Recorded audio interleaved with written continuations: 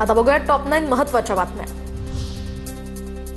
पश्चिम बंगाल विधानसभा निवडणुकीसाठी भाजपचा जाहीरनामा प्रकाशित। महिलांना आणि तरुण बेरोजगारांना दरमहा 3000 रुपये देणार। सत्ता आल्यास पहिल्या 6 महिन्यांमध्ये समान नागरी संहिता लागू करण्याचं आणि सरकारी कर्मचाऱ्यांसाठी 7वा वेतन आयोग लागू करण्याची घोषणा। केंद्रीय गृहमंत्र्यांकडून विश्वासपत्र प्रसिद्ध। शिक्षक आणि शिक्षकेतर कर्मचाऱ्यांना पेन्शनसाठी जर पैसे नसतील तर लाडकी बहीण योजना बंद करा।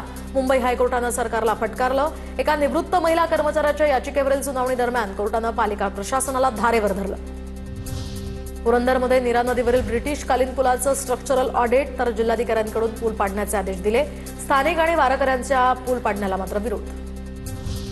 पुण्याच्या चाकणमध्ये आईनं प्रियकरासोबत मिळून पोटच्या 6 वर्षांच्या मुलाची केली हत्या। दरम्यान प्रेमसंबंधात अडथळा ठरत असल्यामुळे चिमुकल्याचा जीव घेतला। आरोपी आई अटकेत तर प्रियकर मात्र फरार।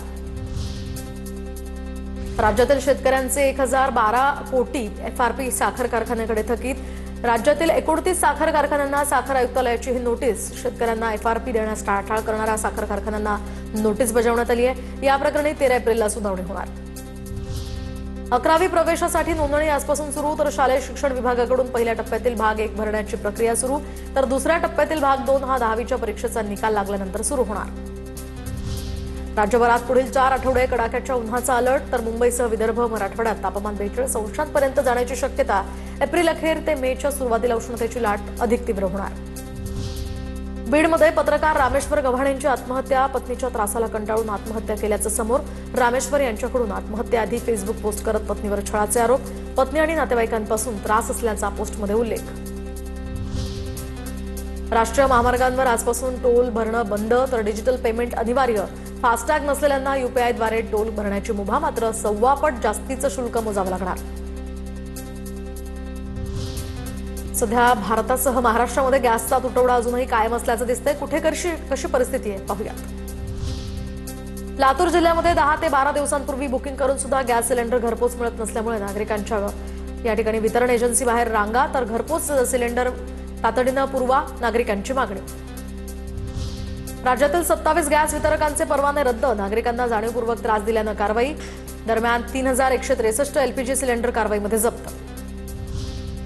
मुंबईच्या वाडी बंदर परिसरामध्ये अवैध सिलेंडर साठ्यावर शिधा वाटप विभागाचा छापा। 40 लाखांचा मुद्देमाल जप्त। 8 गाड्यांसह 451 अवैध सिलेंडर हस्तगत। सोलापूरच्या कोमठा नाका परिसरातील गॅस एजन्सी बाहेर नागरिकांच्या रांगा। घरपोच गॅस मिळत नसल्यामुळे नागरिकांचे गॅस एजन्सी बाहेर हेलपाटे। जवळपास 1 महिन्यानंतर सुद्धा गॅस सिलेंडरसाठी नागरिकांच्या रांगा कायम। जळगावात चोपडामध्ये गॅस एजन्सी समोर घरगुती गॅस सिलेंडरसाठी नागरिकांची मोठी गर्दी। वृद्धांसह महिला तसंच नागरिक गॅस सिलेंडर बुकिंगसाठी रांगेत उभे। नाशिकच्या येवल्यामध्ये व्यावसायिक गॅस पुरवठा सुरळीत। येवल्यामध्ये हॉटेल चालकांमध्ये समाधान। ग्राहकांच्या गर्दीनं हॉटेल पुन्हा गजबजू लागलेत। चंद्रपुरात गॅस एजन्सी आणि गोदामाला जिल्हाधिकाऱ्यांची अचानक भेट। जिल्हाधिकाऱ्यांकडून गॅस एजन्सीमधील स्टॉक रजिस्टरची पाहणी। गॅसच्या स्टॉकची नियमित तपासणी करण्याच्याही अधिकाऱ्यांना सूचना। आखाती युद्धाचा परिणाम प्लास्टिक खेळण्याच्या दरावर सुद्धा। जळगावात लहान मुलांच्या प्लास्टिक खेळण्यांच्या किमतींमध्ये 20 ते 25% वाढ। कच्च्या मालाचा पुरवठा विस्कळीत झाल्यामुळे किमती वाढल्यात। तर दुसरीकडे अवकाळी पाऊस आणि एकूणच पीक खराब झाल्यामुळे शेतकरी संकटात सापडल्यात। त्याच संदर्भातल्या टॉप 9 घडामोडी बघूया। बीडमध्ये भाजीपाल्यासह वांग्याचे भाव घसरले। गेल्या अनेक दिवसांपासून भाजीपाल्यासह वांग्याच्या दरात घसरण। केवळ 4 ते 5 रुपये किलो दर। शेतकऱ्यांवर वांगे फेकून देण्याची वेळ। सांगलीच्या वाळवामधील उन्हाळी सोयाबीन पिकाकडे सध्या शेतकऱ्यांनी पाठ फिरवली आहे। नगदी पीक म्हणून सोयाबीनचं मोठ्या प्रमाणात खरं तर उत्पन्न घेतलं जातं, मात्र रब्बी हंगामामध्ये सोयाबीन पेरणीचं क्षेत्र निरंक असल्याची माहिती।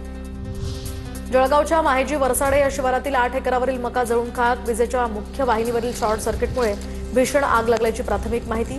6 शेतकऱ्यांचं यामध्ये लाखोंचं नुकसान। वाशिम जिल्ह्यात कडक उन्हाळ्यामध्ये सुद्धा ज्वारीचं पीक चांगल्या प्रकारे भरलेलं तर काही शेतकऱ्यांकडून पारंपरिक ज्वारी पिकाची लागवड। अनुकूल वातावरणामुळे पिकाची वाढ समाधानकारक। सोलापूरमधील माढ्याच्या म्हैसगावमधील ओंकार शुगरच्या कार्यकारी संचालकाला संतप्त शेतकऱ्यांनी कोंडलं। 3 महिन्यांपासून शेतकऱ्यांचे ऊस बिल कारखाने या ठिकाणी रखडवून ठेवल्यानं स्वाभिमानी शेतकरी संघटनेचं आक्रमक आंदोलन। देवरी तालुक्यातील गोटाबोडीमध्ये वाघाची दहशत। ग्रामस्थांमध्ये यामुळे भीतीचं वातावरण। मोहाफूल वेचताना मजुरांना धोका। वाघाचा बंदोबस्त करण्याची ग्रामस्थांची प्रशासनाकडे मागणी।